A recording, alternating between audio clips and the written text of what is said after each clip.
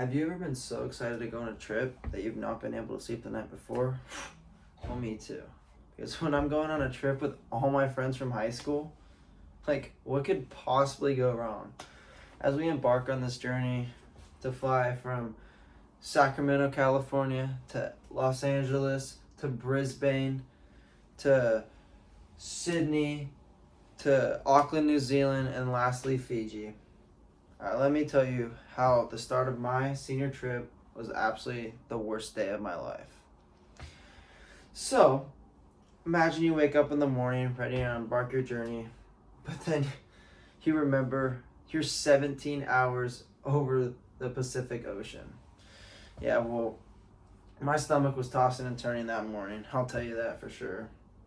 So, we get to the airport, Sacramento, and we get on the plane. No big deal. Everything's running on time. It was going good. We get to LA. We have around 5 hours or so. So, what do we do with 5 hours on our hands? We go to Santa Monica. We go to the beach, hang out, get some food, go shopping. No big deal. Great. Like, it was awesome.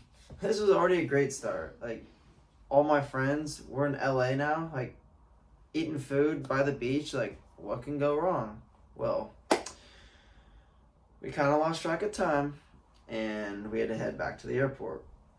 Well, we had 40 people with us, and with 40 people, 2 vans to carry us, it was definitely a time crunch. It took 20 minutes to get from Santa Monica back to the rent-a-car center. Once you got to the rent-a-car center, it was another 10-minute drive from the shuttle that they provided for us. So, I look at my watch, and I'm like, oh my gosh. We literally have less than 2 hours till our plane takes off. And we have 2 weeks ahead of us of all this stuff planned and stuff we've been planning for the last 6 months. So I'm starting to get stressed because usually when you're flying internationally, you have to be at the airport around 3 hours in advance because to go through security and all that, especially. So we get on the plane and we're missing half of the group of people that we were with because they got stuck in security because the line was so long. Well, finally everyone made it on with literally 1 minute left before we were about to depart. Like, it was like Kevin from Home Alone.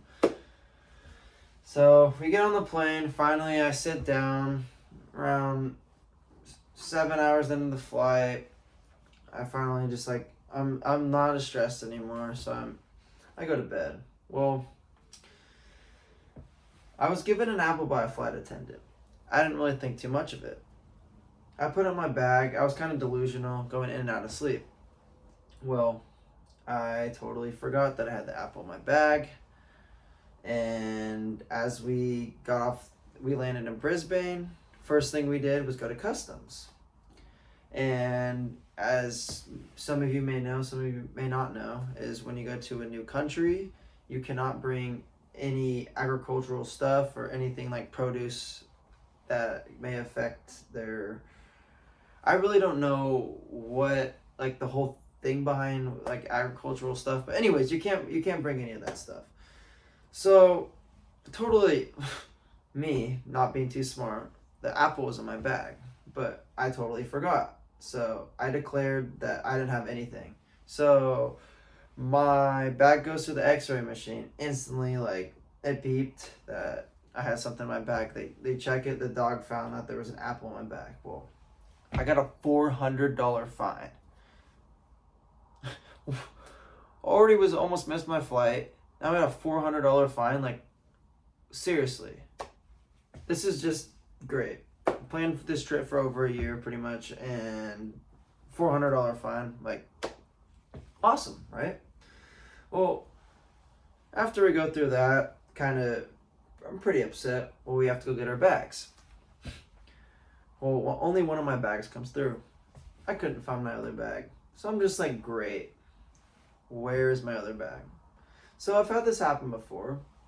So I was like, all right, it probably came on an earlier flight. Well, I didn't know how different countries worked and how they work with all the that how to track bags and all that. So I'm kind of stressing out a little bit now because I kind of put two and two together, like, oh my gosh, we're in a different country. Well, I totally forgot that I put an Apple AirTag in my bag. So I was able to track my bag. Well, turns out my bag was sent all the way to New Zealand, 1,500 miles away from where I'm at. Like, all my clothes, all my travel items, 1,500 miles away. What could possibly get any worse at the start of my trip?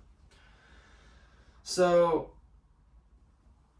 as you can tell, this was not a good way to start my senior trip. From missing flights to getting fined for an apple and losing my bag. It was not a good time. And I just want to say this is a real story 2 days after my graduation. And yes, this was the worst travel day of my life.